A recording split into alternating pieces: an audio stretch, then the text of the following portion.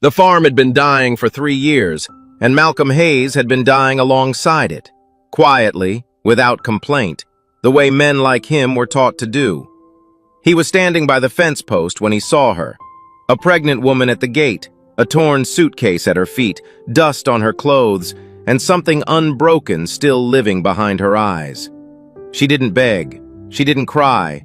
She simply looked at him and said, "If you let me stay, I'll work your farm." He was already forming the word no when his 7-year-old son stepped onto the porch, looked at the woman, and asked the question that changed everything. "Daddy, does she not have a home either?" If stories like this one stay with you long after you've finished reading, stories about ordinary people doing quiet, extraordinary things, you might want to stick around. There are more of them here, and new ones arrive every week. Subscribing takes 1 second, and it means you won't miss the next one.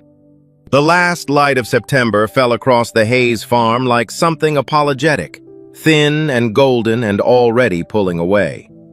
Malcolm had been working the fence line since mid-morning, driving posts into soil that had grown harder every season, and his shoulders carried the particular ache of a man who had been doing too much for too long without anyone noticing.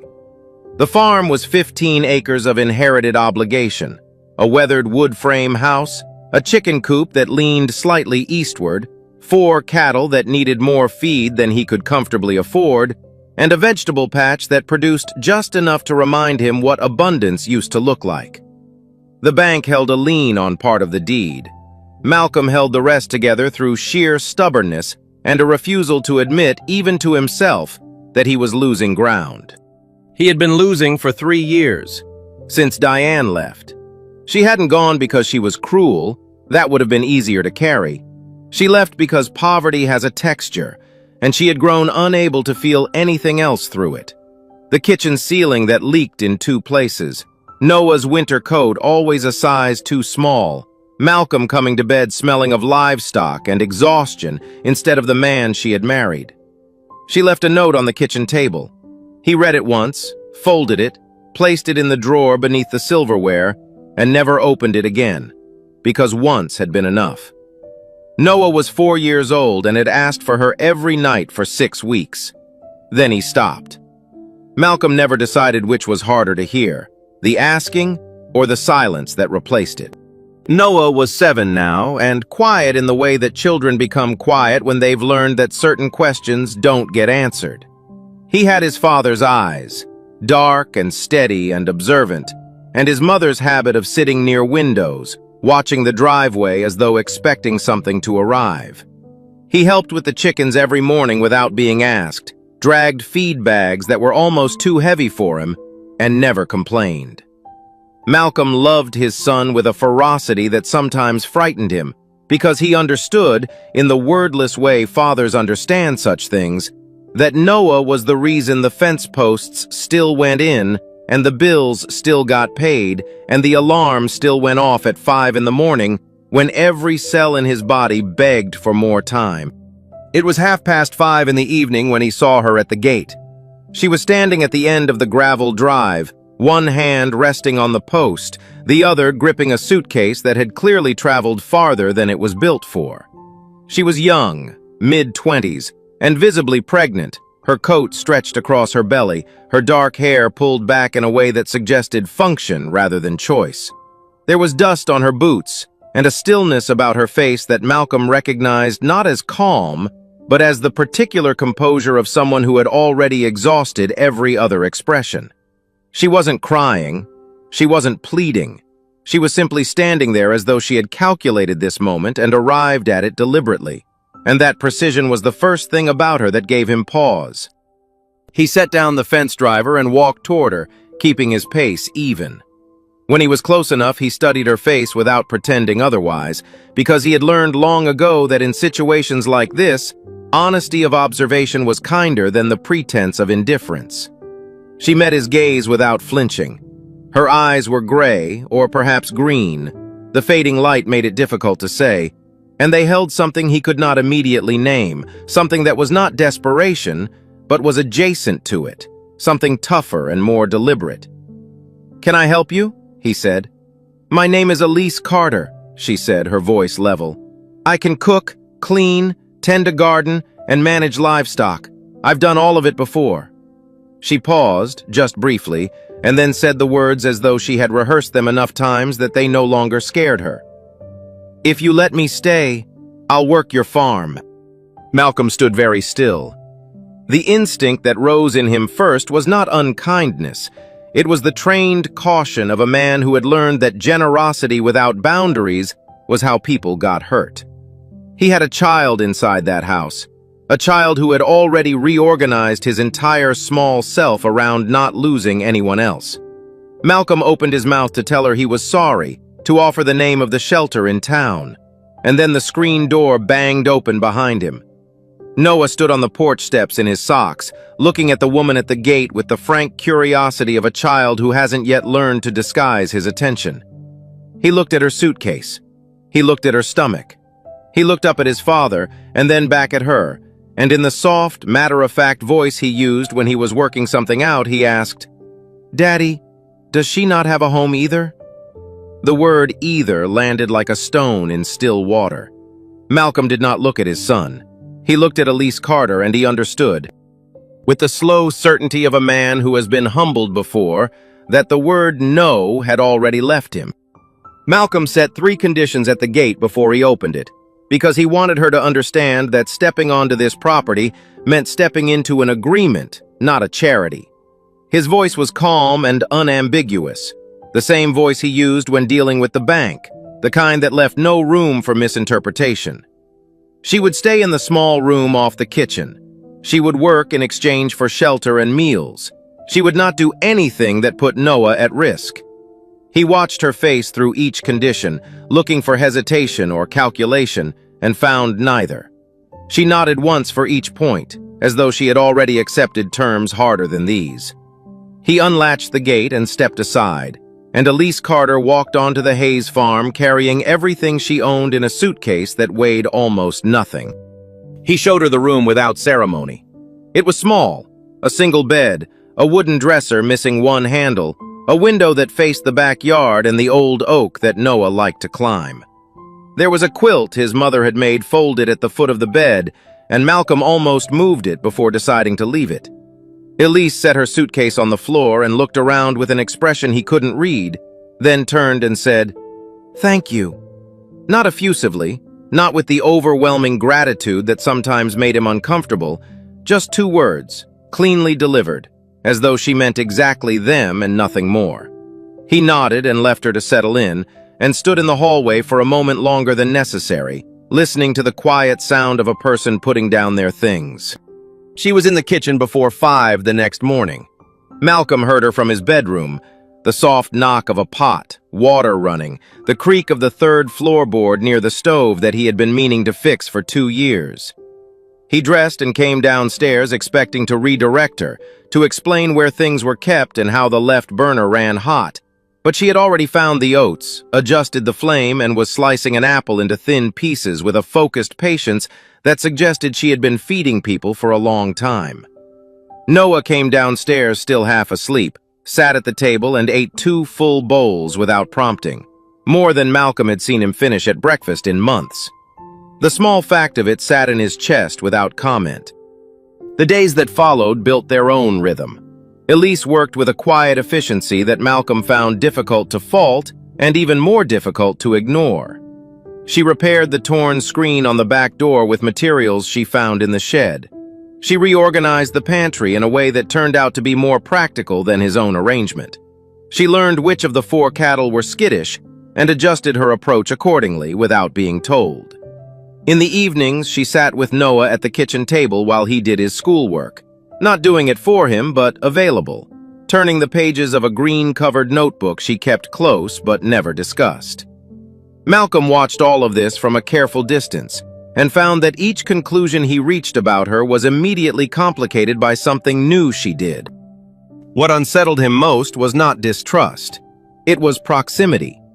He had structured his life around a very specific kind of solitude, functional, necessary, defended, and Elise's presence had introduced warmth into spaces he had stopped expecting warmth to reach. The kitchen smelled different. The evenings felt less long. Noah laughed at something she said one afternoon, and the sound was so unguarded and complete that Malcolm had to look away, because it reminded him of things he had taught himself not to want. He was not naive about what that meant. He knew the difference between gratitude and attachment, and he knew which one was dangerous. One evening after Noah had gone to bed, Elise came and sat across from him at the kitchen table. She set the green-covered notebook beside her, closed, and folded her hands on the surface, and she said with the directness that had become familiar, "You've been watching me like you're waiting for me to do something wrong." Malcolm didn't deny it. "I'm waiting to understand you," he said. She was quiet for a moment, and then, "You have every right to ask me anything. I won't tell you everything, but I won't lie to you." He looked at her across the table and recognized, slowly and with some resistance, that she was not asking for his trust. She was offering him her honesty, on her own terms, at her own pace. It was the most dignity he had seen anyone claim in a very long time, and it made him feel, unexpectedly, that he owed her the same. The talk started at the feed store on a Tuesday, which was where most things in that town started.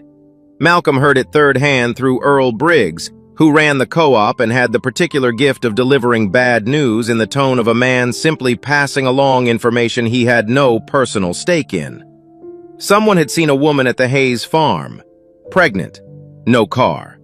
Earl relayed this while weighing out a 50-pound sack of cattle feed, his eyes on the scale, his voice carefully neutral, and Malcolm understood that the neutrality itself was the message.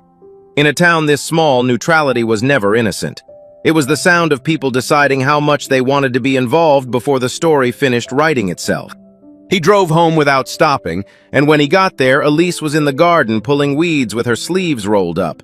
Noah crouched beside her, pointing out which plants were which, with the authority of someone who had recently learned the difference himself. Malcolm watched them from the truck for a moment before he climbed out. He had nothing to report, no action yet required.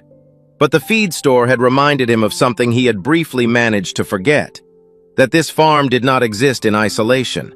It existed inside a community with opinions and a long memory, and the combination of his name, his address, and Elise Carter's presence was already assembling itself into a story he had not been asked to approve.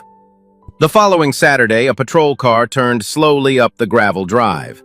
Deputy Hess climbed out, a lean man in his 40s with a polite manner and careful eyes, and introduced himself as though Malcolm might not recognize him from 3 previous conversations at the farmer's market. He said he was checking in. A routine welfare visit, he said, prompted by a concerned neighbor.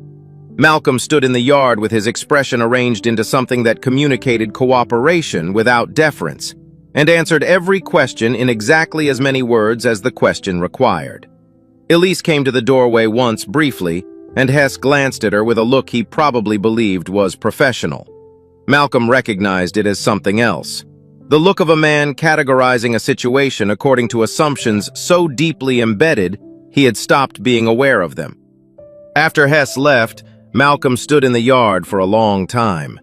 He understood, with the clarity that comes from having navigated systems designed to make clarity difficult, exactly what had just happened. No one had come to the farm because they were worried about Elise. They had come because her presence disrupted a particular picture, and disrupted pictures made people in small towns reach for familiar frames. He was not afraid of Deputy Hess, but he was aware, the way a man learns to be aware of weather before it arrives, that the coming weeks would require a vigilance that had nothing to do with farming. That night he sat on the porch after Noah was in bed, the cold coming in earnest now, turning the question he had been avoiding since the gate. Not whether Elise was trustworthy, he had moved past that grudgingly and then with conviction. The real question was harder, whether he was keeping her here because Noah needed the warmth she had brought into this house, or whether he had begun to need it himself, and whether that distinction mattered, and what it meant if it did. He had built his life around a single organizing principle, his son first, above every other consideration. And Elise Carter had arrived and quietly complicated it, not by threatening that principle, but by expanding what he understood safety to mean. A house where someone laughed. A table where someone actually ate. A child who had stopped sitting alone at the window. He was still on the porch when Elise came outside with 2 mugs of coffee and set one on the railing beside him without asking if he wanted it. She stood there in the cold, both hands around her own mug, looking out at the dark fields, and she didn't say anything, and neither did he. And somehow that shared silence felt like the most honest exchange they had managed yet. 2 people standing inside the same difficulty, not pretending it was simple, not pretending they weren't both, in their separate ways, finding something here they hadn't expected to find. It was Noah who found the open page, 3 weeks after Elise arrived. He hadn't been snooping. Malcolm was certain of that because Noah was the kind of child who understood instinctively that other people's things carry weight he wasn't meant to disturb. He had simply come into the kitchen after school and found the green notebook lying open on the table where Elise had left it when she went out to check on the cattle. And he had looked at it the way children look at things slightly beyond their comprehension, with curiosity and a kind of reverence, not touching it, just reading. When Malcolm came in and found him there, Noah looked up and said, in a voice that was very careful and very young, "Daddy, did Elise walk a really long way to get here?" Malcolm looked at the open page. He didn't read it fully, that would have been a violation, but he saw enough. Dates, distances, a route mapped in handwriting that grew steadier as the entries progressed, as though the act of planning had itself been a form of survival. He closed the notebook gently and set it near the door where Elise would find it, told Noah to go wash up for dinner, and stood alone in the kitchen with his hands still resting on the green cover, understanding something about Elise Carter that changed the entire shape of what he thought he had been witnessing. She had not arrived at his gate by accident or impulse. She had planned this, every mile of it, every contingency, every step of a route that ended here. The notebook was not a journal of suffering. It was a logbook of escape, written by a woman who had chosen this place as deliberately as she chose everything else. When Elise came back inside, she saw the notebook by the door and picked it up without comment. Malcolm was at the stove and he said without turning around, "Noah saw a page. He didn't read much. I closed it." There was a pause and then, "How much did you see?" "Enough to understand you made a plan," he said, "and that it took courage to follow it." Another pause, longer this time. When he turned around, her expression had shifted in a way he hadn't seen before. Not softened exactly, but opened, the way a door opens when someone finally stops pressing against it from the other side. She sat down at the table, set the notebook in front of her with both hands flat on its cover and said, "I spent 14 months writing that before I left. Every time he found my phone or my keys or any evidence I was thinking about going, I had to start over. The notebook was the one thing he never thought to look for." Malcolm sat down across from her. He did not reach for her hands. He did not offer comfort in the shape of touch, because he understood that what she needed from him in this moment was not softness, but witness. Someone to sit still and let her words exist in the room without rushing to resolve them. She didn't tell him everything that night. She told him the shape of it, not every detail of what Daniel Pruitt had done or how long she had lived inside it, but the architecture of control, the slow erosion of confidence in her own perceptions, the way she had learned to plan in secret because planning openly was no longer safe. She spoke without performance, without the self-consciousness of someone auditioning for sympathy, and Malcolm listened the way he listened to the land, without interrupting, reading what was underneath the surface. When she finished, the kitchen was very quiet. Outside, the wind had settled. Noah was asleep.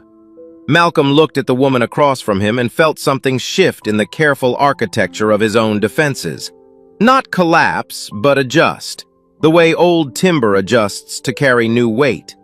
He said, "You don't have to tell me any more than you want to." She said, "I know." He said, "But what you did, leaving, planning it the way you did, getting here, that's not something small." Elise looked at him for a long moment, and then down at her hands on the notebook, and she said, very quietly, "It didn't feel brave. It just felt necessary." Malcolm nodded because he understood that too. The way the most important things you ever do rarely feel like courage in the moment. They only become courage in the telling, afterward, when someone else recognizes what it cost. November arrived the way it always did on the Hayes farm, without ceremony, dropping the temperature overnight and turning the vegetable garden into something that required serious decisions about what was worth saving.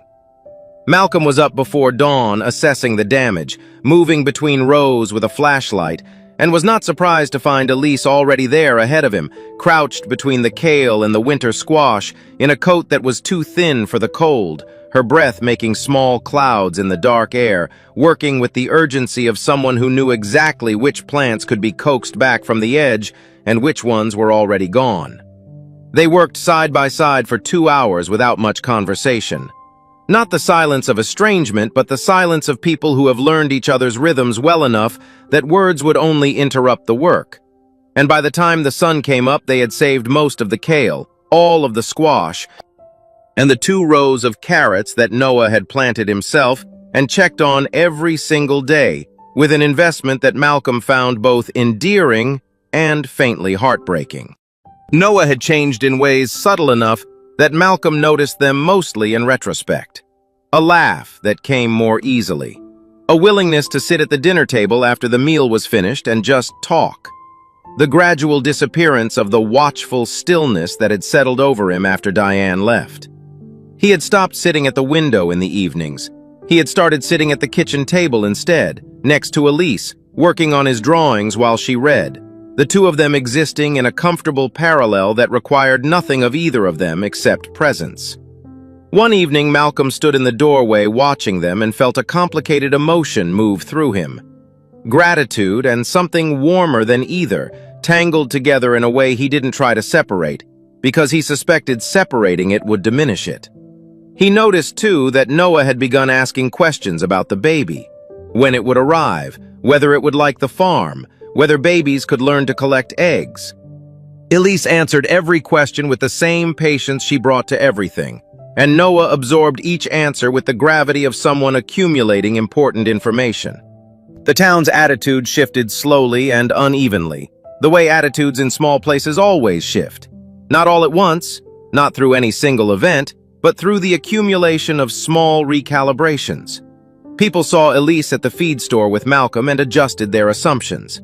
They saw Noah holding her hand in the parking lot of the grocery and adjusted them again. Mrs. Tanner from the neighboring property came over with a jar of preserves one afternoon and stood on the porch for 20 minutes talking to Elise about winter gardening. But this came after 2 weeks of visible hesitation, after the older woman had been seen watching the farm from her driveway more than once, working something out.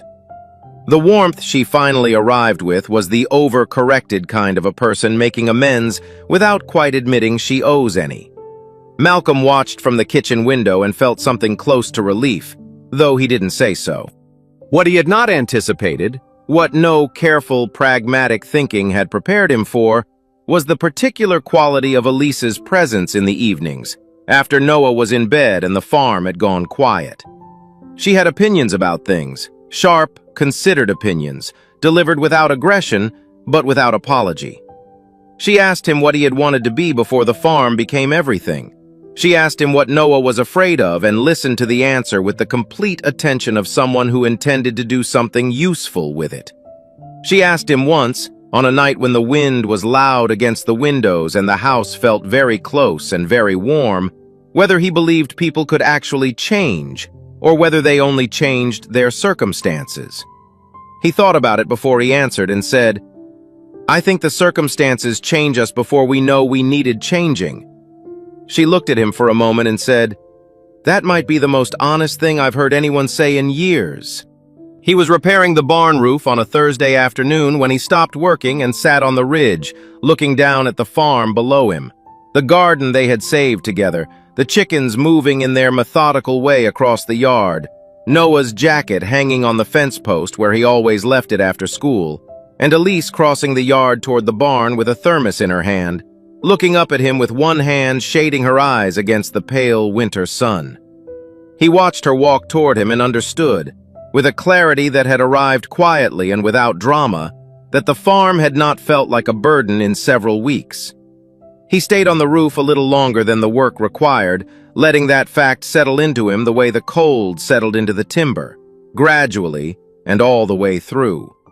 He came on a Wednesday morning, 6 weeks after Elise had arrived, and everything about him announced itself as deliberate. Malcolm was in the barn working on the tractor's fuel line when he heard tires on the gravel.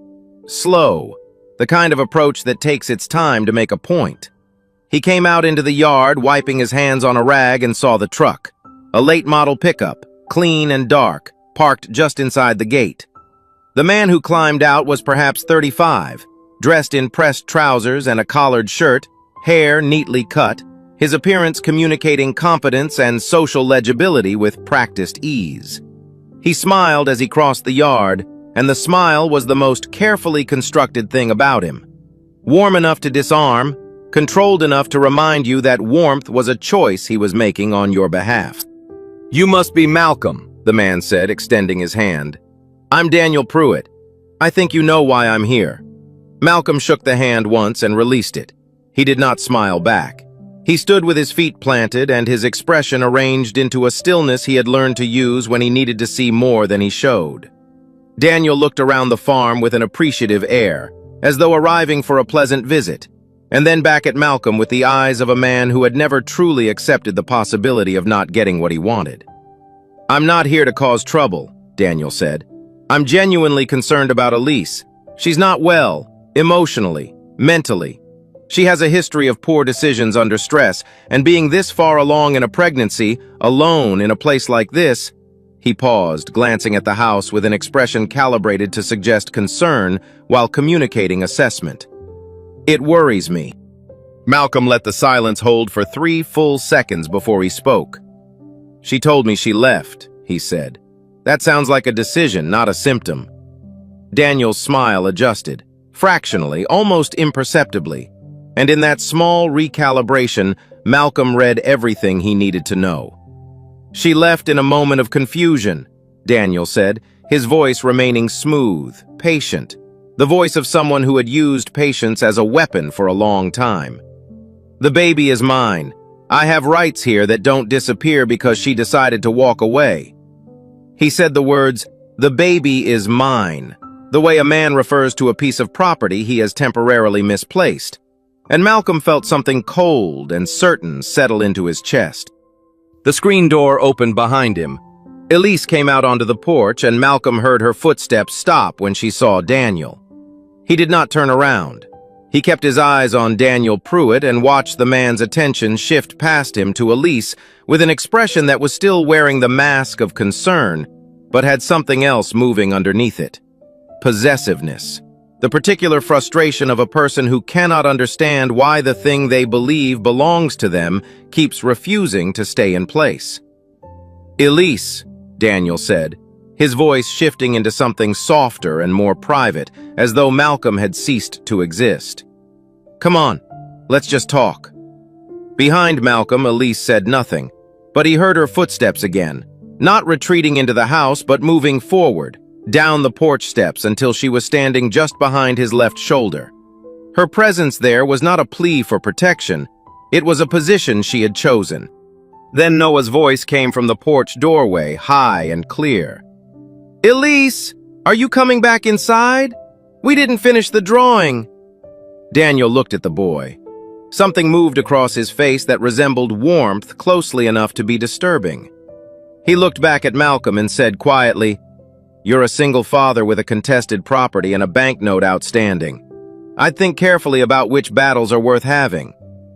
The words were delivered without heat, which made them colder. Malcolm heard them land and felt the weight of everything they were designed to invoke: his vulnerability, his exposure, the specific fragility of a man whose entire life was balanced on a piece of land and a child he could not afford to put at risk. It was precise, and Daniel Pruitt had the eyes of a man who knew exactly where the blade had gone in. Malcolm looked at him for a long moment. Then he said in a voice so level it had no edges to grab onto, "You're standing on my property. I'd like you to leave it now." Daniel held his gaze for several seconds, long enough to make a point, and then nodded once, slowly, and walked back to his truck.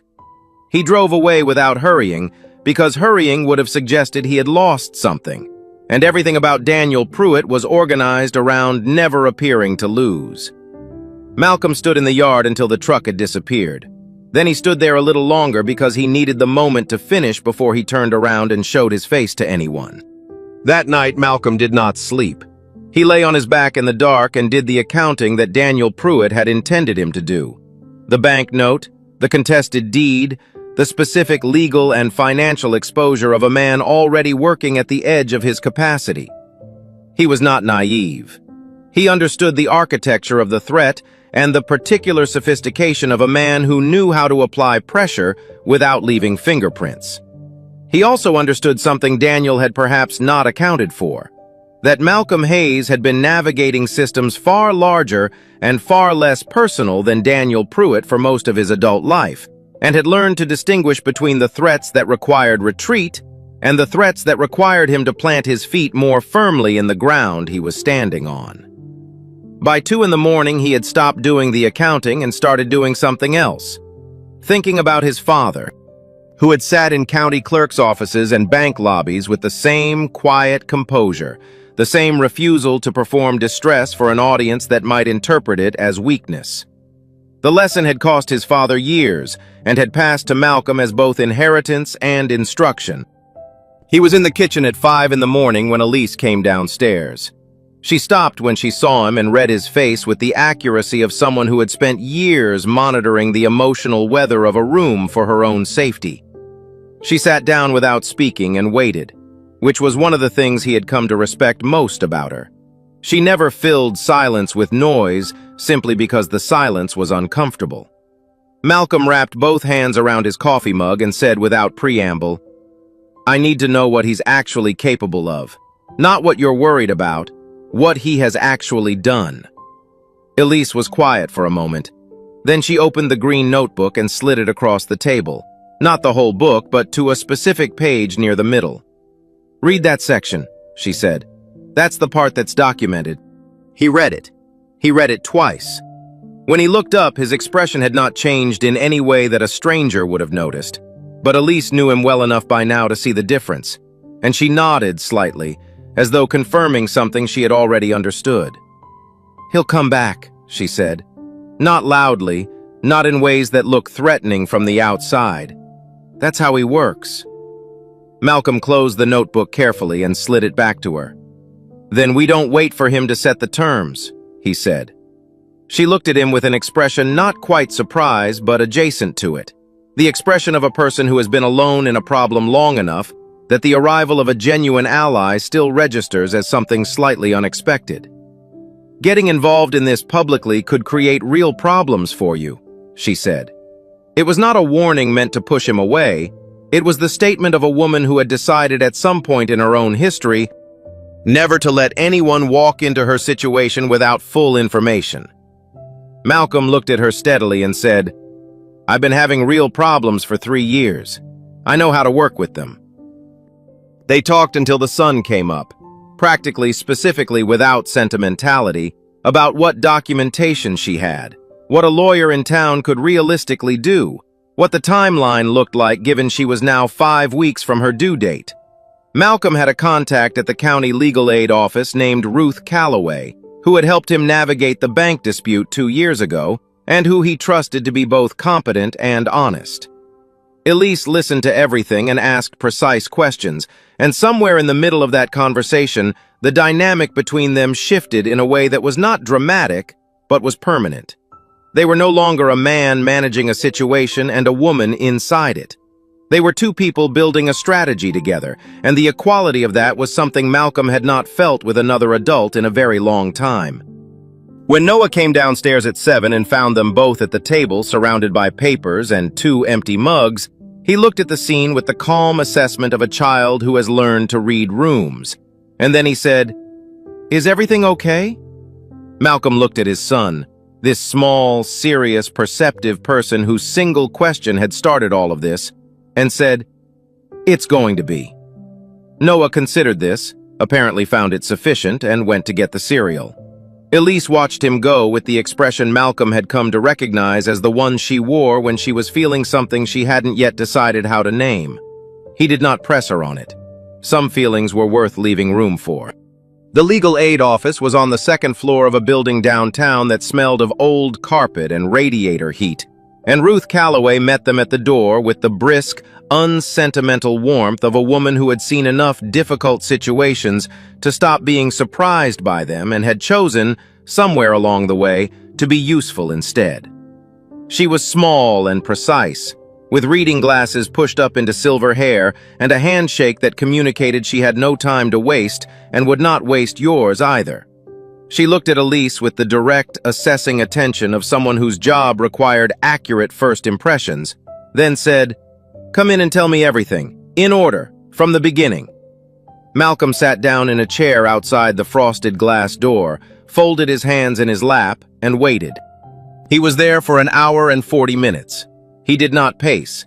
He sat in that hallway the way he sat through difficult seasons on the farm, with the patient, grounded endurance of a man who understood that some things cannot be hurried, and that the attempt to hurry them only depletes what is needed later. A woman with a toddler came and went. A man in a construction jacket filled out forms at the front desk. The radiator clicked and hissed. Malcolm sat still and thought about the conversation that morning, about the way Elise had asked precise questions while he talked through what Ruth could do, not deferring to him, not nodding along, but engaging as an equal in a conversation about her own life. He had not fully appreciated until that moment how much it must have cost her to arrive at that capacity after whatever it had taken to diminish it. When Elise came out, she was carrying a folder and her posture had changed. Not relaxed exactly, but reorganized, the way a person stands differently when they have moved from uncertainty into a plan. Ruth Calloway stood in the doorway and looked at Malcolm with the expression of a woman recalibrating a first impression. "She told me about you," Ruth said. "What you did." Malcolm stood and said he hadn't done anything except open a gate. Ruth looked at him for a moment with something that might have been appreciation and might have been professional recognition that this situation was more complicated than it had initially appeared, and then she said, "Come back in, both of you. There are things you both need to hear." What Ruth explained over the next 30 minutes was neither simple nor immediately reassuring, but it was clear. Daniel Pruitt had no legal standing to remove Elise from where she had chosen to live. His claim to paternity, while potentially relevant in a future custody proceeding, gave him no current right to her person or her location. The documented record in the green notebook, dates, incidents, a pattern of behavior that Ruth described in clinical language that made its contents more rather than less chilling, was significant and usable. The path forward involved a protective order, a formal filing, and time. There was no version of this that resolved in a week, but there was a version that resolved in Elise's favor if she was willing to stay the course, and Ruth said this with the specific confidence of someone who had seen the course before and knew where it led. Elise signed the first set of papers before they left. She signed them at Ruth's desk with a pen that had the legal aid office's address printed on it in small letters, and Malcolm watched her hand move across the page with the steady deliberateness she brought to everything. The same hand that had written the green notebook, that had pulled the winter kale from frozen ground, that had set a mug of coffee on his porch railing without asking if he wanted it. When she finished, she looked up and found Malcolm watching her, and something passed between them that was not a look of romantic significance, but of something perhaps more durable. The recognition of two people who have witnessed each other at their most necessary and found nothing there to look away from. They drove back to the farm mostly in silence. The winter fields on either side of the road were pale and flat under a sky the color of old pewter, and the truck cab was warm, and at some point Elise said without looking at him, "I don't know how to thank you for this." Malcolm kept his eyes on the road and said, "You don't have to." She said, "I know I don't have to. I want to." He thought about that for a mile or so and then said, "Then just stay the course like Ruth said. That's enough." Elise turned to look at him, and he could feel her looking, and then she turned back to the window. The silence that followed was the most comfortable silence the truck had ever held. Daniel Pruitt returned on a Thursday, 8 days after the legal papers had been filed, and this time he did not come alone. There were two of them, Daniel and a man Malcolm didn't recognize, broader and less carefully dressed, who stayed by the truck while Daniel walked across the yard with a document in his hand and a composure that had acquired a new edge since the first visit, something less patient and more pressurized beneath the surface politeness. It was early morning, the sky still gray, frost still on the grass. Noah was inside finishing breakfast. Malcolm had seen the truck from the kitchen window and come out alone, pulling the door behind him, because whatever was about to happen, he did not want it to happen in front of his son. He crossed the yard and stopped 10 feet from Daniel and waited. Daniel held out the document. "My attorney filed a response yesterday," he said. "I want you to understand that what Elise has done, what you've helped her do, has legal consequences, for her and potentially for you." Malcolm did not take the paper. He looked at it and then at Daniel and said, "If your attorney filed something, Ruth Calloway will respond to it. That's what attorneys are for." Daniel's composure shifted again, that same fractional adjustment Malcolm had cataloged on the first visit, the tell of a man unaccustomed to having his preferred narrative simply set aside. "You're making this harder than it needs to be," Daniel said. "All I want is access to my child." Malcolm looked at him steadily and said, "Then file for it through the court. That's the process. Use it."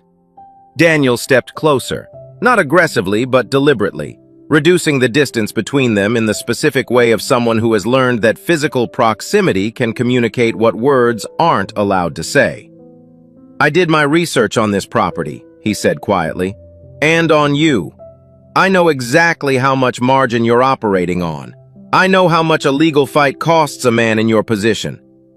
He let that sit between them for a moment and then said, with a precision that was almost admirable in its coldness, "Is she really worth it?" The question was designed to do several things simultaneously, and Malcolm recognized all of them. It was designed to reframe Elise as a transaction he was overpaying for. It was designed to remind him of his vulnerability, and beneath both of those things, it was designed to suggest that a man like him, in a position like his, should know better than to stand between Daniel Pruitt and what Daniel Pruitt wanted.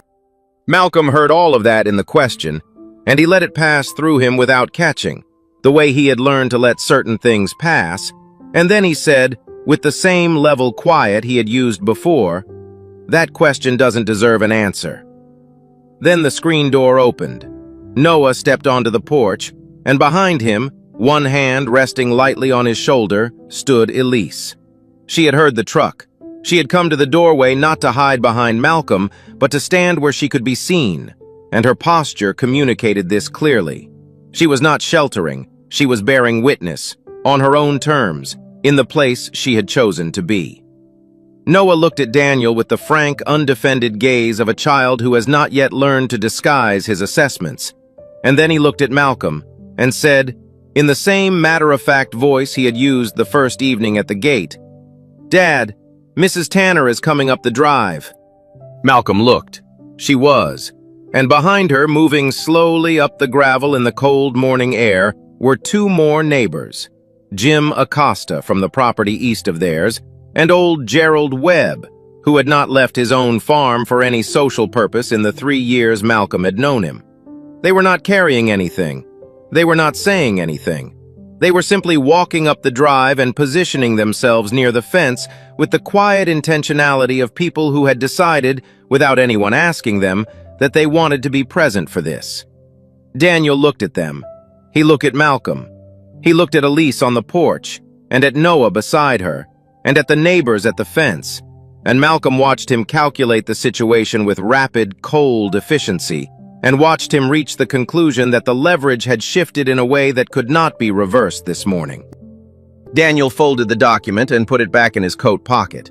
He looked at Malcolm one last time with eyes that had given up the pretense of warmth entirely and said, "This isn't finished." Malcolm said, "I know, but you're done here today." Daniel walked back to his truck.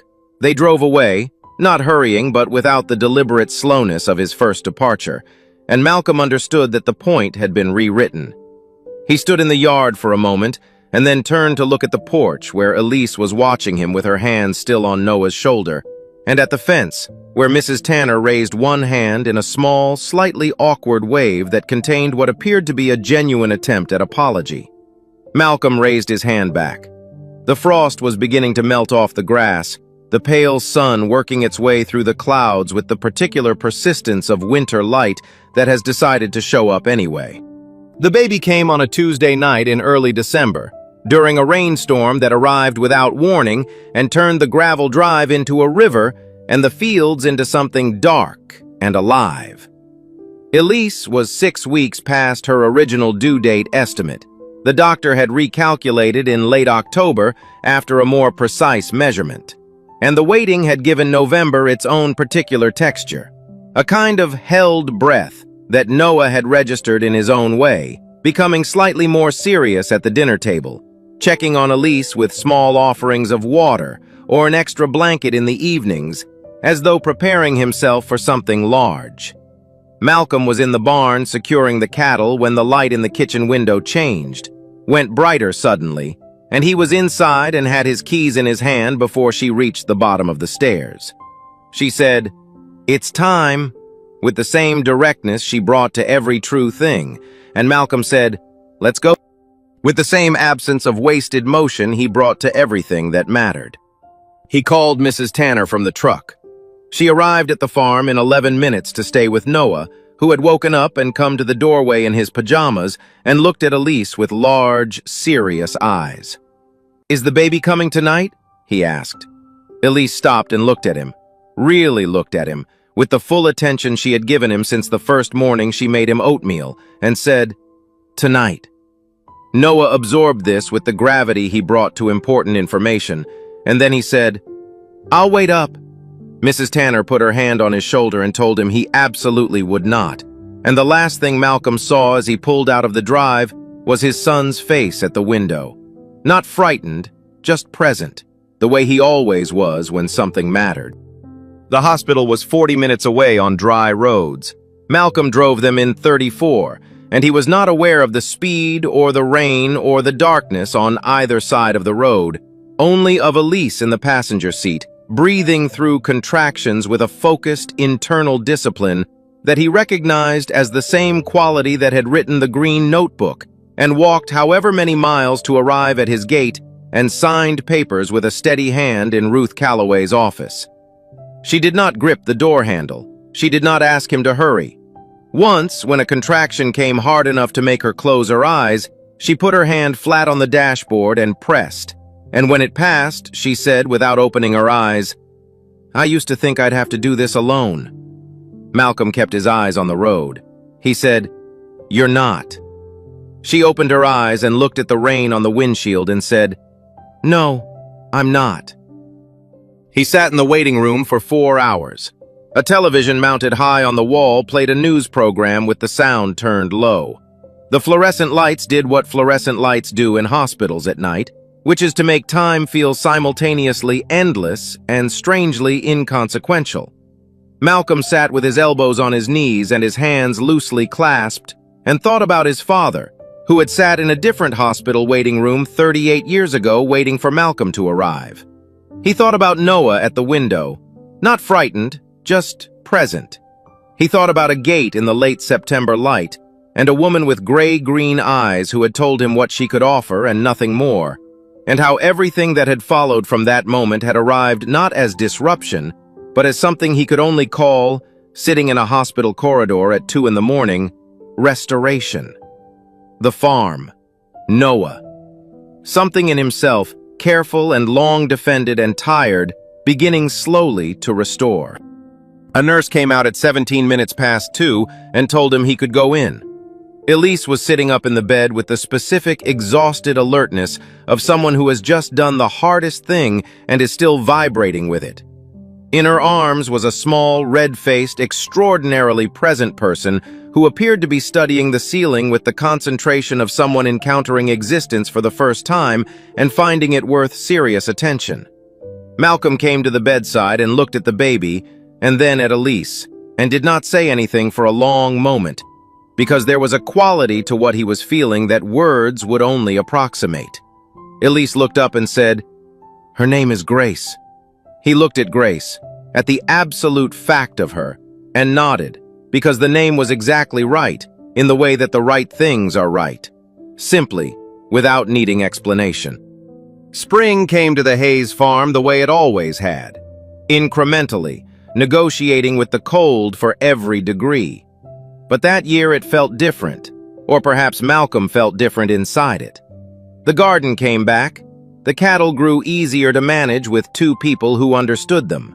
The kitchen ceiling got repaired, finally, on a Saturday when Noah handed Malcolm tools from below, and Elise made sandwiches, and Grace slept in a basket near the back door, breathing with the absolute confidence of a person who has decided the world is a safe place to inhabit.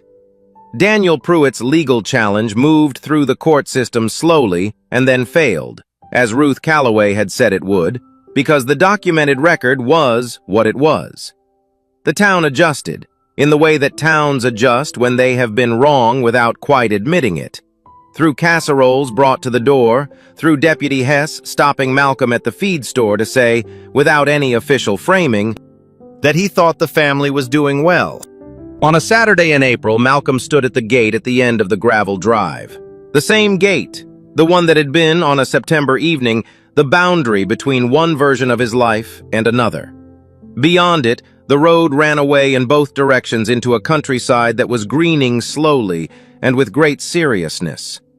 Behind him, Noah was sitting cross-legged in the grass with Grace in his lap, showing her something in his cupped hands, a beetle, or a stone, or some other ordinary marvel, his voice low and patient, explaining the world to someone encountering it fresh.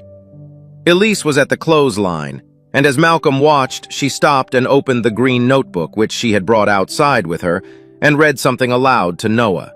Not the sections about fear or distance or the months of planning in secret, but something from the later pages, the ones she had written after she arrived. Noah listened with his head tilted slightly, the way he listened to important things. And then he said something back that Malcolm couldn't hear, and Elise laughed, a real laugh, unguarded and complete, and the sound of it crossed the yard and reached him at the gate, and settled into him the way warmth settles, gradually, into cold ground. He had thought for a long time that strength meant needing nothing, that a man proved his fitness for fatherhood by reducing his dependencies to zero, by becoming self-sufficient to the point of imperviousness. But standing at the gate in the April light, watching his son teach an infant about beetles, and listening to a woman laugh in his yard over words she had written while planning her own survival, Malcolm understood that he had confused endurance with strength, and solitude with safety, and that the confusion had cost him, and cost Noah, years of a warmth they had both been quietly starving for. The gate had always been the same gate. The difference was what he had chosen to do with it. He had chosen, on a September evening when a 7-year-old asked a question he couldn't answer, to open it. And everything had come through that one decision, the smallest and the largest thing he had ever done. He had not closed what could be opened. He had not turned away from what was difficult simply because it was difficult. He had let someone in, and she had brought something with her that no amount of fence mending or stubborn accounting could have produced on its own. He turned away from the gate and walked back up the drive, toward the sound of his son's voice, and a baby discovering the world, and a woman reading from a notebook that had once been a plan for survival, and was now, in some quieter and more permanent way, a record of arrival. Malcolm opened a gate he almost kept closed. That one decision changed everything, not just for Elise and Grace, but for Noah, and for himself. The truest things in life are often like that. They arrive at the door looking like risk, and they turn out to be the thing you were missing without knowing it. If this story stayed with you, if it reminded you of something you believe in, then you're the kind of person who belongs here. Stories like this one come out every week. Quiet, human, real. Subscribe and make sure you don't miss the next one. It might be exactly what someone you know needs to hear.